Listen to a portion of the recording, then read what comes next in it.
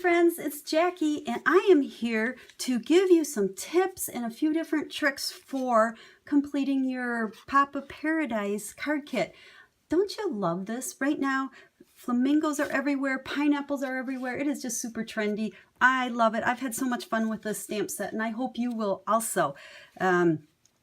You're making 4 cards with this card kit. I've made several more, so make sure you follow me on my Facebook page and my blog and you'll see lots more ideas with it. You know, my hope always is that when you purchase a stamp set, you don't just make the 4 cards that I show you. I want you to make lots and lots because that's the beauty of Stampin' Up! Stamps coming in a set.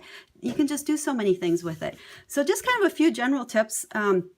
I like the clear mount over the wood mount, primarily for storage, but I want to show you, and I know this drives some of you crazy, I don't put the stickers on mine. And I do that because I feel they stick to the blocks better without. And plus, you know what, it takes me time and I'm not all about taking the time to do it. I'm just fine with them like that. So I do stick the sheet that has the stickers underneath, the plastic in the stamp case here, so I can see all of my images through it. And then when I stick them to the stamp case, that way I can tell, oh, I'm missing 2 on there right now. So it helps me just kind of keep track of all of my stamps. So that's just a quickie little tip for you. Now, before we go through each card specifically, let's talk about, first off, the flamingo. And boy, how ironic. Flirty Flamingo stamp pad and a beautiful flamingo stamp. So you got to stamp them in Flirty Flamingo. Anyhow, what I want to show you is, you'll notice on most of mine that I've stamped, I have the little bit of black on the beak and the eye and also on the legs. I just really thought it needed black and not solid pink. So what I did is I inked up my stamp. Okay, we'll ink it up really good with Flirty Flamingo. And then I take a black marker and right on the stamp, let's see if you can see this better, maybe if I do it this way. I take my black marker, I'm going right on top of that Flirty Flamingo ink. It doesn't matter, and come down here and we'll just go right on top of it with our black on the legs, and we're ready to stamp this guy. Now, on the first one, you'll notice when I've stamped him, I stamp him once, get a nice image, and then I just move over and down a little bit and stamp again. And that's what makes it look like we have 2 flamingos and one kind of behind the other one. So that's how I stamp my flamingos.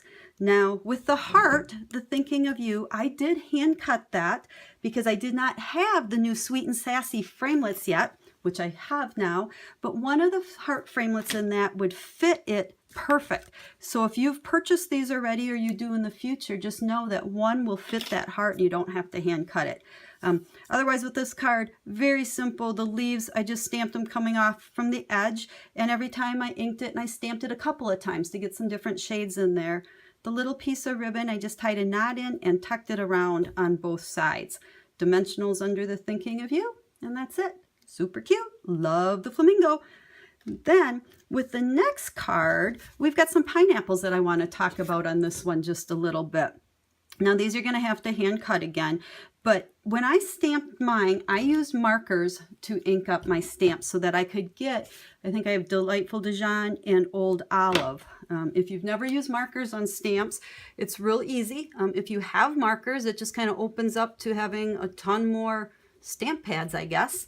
So we'll put that ink there, and then we will use the Old Olive and we'll do the top, and voila, we're ready to stamp. And I just stamped 3 of those and cut them out.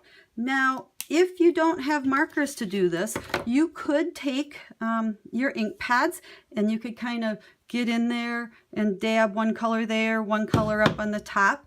If you're a Paper Pumpkin subscriber, you might have some ink spots that are those colors. Or go ahead and just stamp them all in either the Dijon or Old Olive or pink for that matter, whatever, pineapples or anything. And you cut them out and they're all going to look good. Now another little tip with the flamingo, you'll notice he's cut out. Yeah, we get so spoiled with having framelits and thinlits all the time, or punches, that when we cut, it's like, oh man, but it really isn't that bad. But what I did, you'll notice I did cut out between the legs there.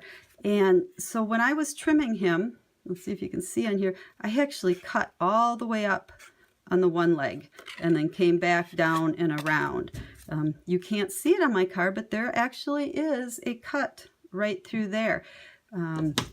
You'll never know, but it made cutting that inside easier. Now I did put him up on dimensionals, but his legs, I did use a couple little dabs of the glue to stick them down so they're flat. So he's got some nice dimension going there, but then these little pieces aren't, you know, just kind of hanging there with the dimensionals. So that's all the tips I have on that one. The third one, I don't think I really have to tell you anything on this one. It's just a lot of stamping and a lot of cutting. And then our last one, I wanted to play with some gold embossing a little bit. We haven't done that in a while. I guess first we have the dry embossing with embossing folders, and I used the Softly Falling on both the flamingo strip down here and the white here. If you don't have that one, any embossing folder is going to look great. Just pick one that you'd like to use. But let's talk for just a second about the gold embossing here, because I know some of you are new and maybe haven't embossed before. So let me show you how to do that. Okay, for heat embossing, we really need 4 different things. Okay, your embossing powder. I like to just keep mine in these little Tupperware containers with the plastic spoon in there because it's real easy to use this way instead of always pouring it out of the little jar. Embossing Buddy, this helps make sure you don't have embossing powder stick where you don't want it to stick. And honestly, on this one, it's not that big of a deal, but I thought since I was showing you embossing, I'm going to show it to you anyway. And then a Versamark pad. This is a clear ink pad that's very slow drying and a little bit sticky, and you need that for your embossing powder to stick. And a heat tool to heat up our embossing.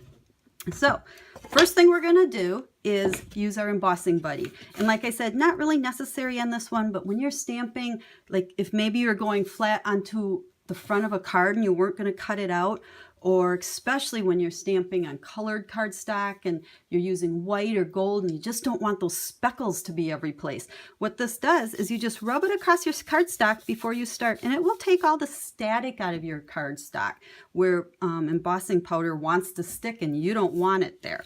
So step 1, Embossing Buddy. Step 2, ink up your stamp really good with the Versamark. Now remember, it is kind of a sticky ink, so I think it works best to hold the pad and ink this way, because if I'm inking this way and I press it down quite often, this is what happens. Your pad starts sticking to it. We don't want that. Get it inked up good. Go to your cardstock and give it some nice firm pressure. You don't have to be real fast, you know, hold it down there, let that ink transfer to your cardstock, and then right away come to your embossing powder and just dump it very liberally on there. This is why, you know, this container works so nice. And then just tap it off. And if it looks like that didn't stick real good, you know, just, now you'll notice I must have caught the edge of my stamp a little bit. It doesn't really matter here because I'm going to cut it out. So I'm not going to worry about that extra, or I can even try to wipe some of it off, but shake it off. You can give it a little blow, whatever, just to get it off, and then you're ready to heat it. So we're going to just go ahead and take our heat gun and turn it on, and you're going to just hold this heat on there until everything gets nice and melted and shiny, and you'll see it turn. And there we go. You can see how nice and shiny it is. It's got that nice raised feel to it, so we're ready to just cut it out and finish off our card. But that's all the tips and tricks I have to share with you this time. As always, if you have any questions at all, make sure you ask me. I'm here to help you any way that I can. So have a blast making these cards, and I'll see you again in the mail. Have a stamp happy day.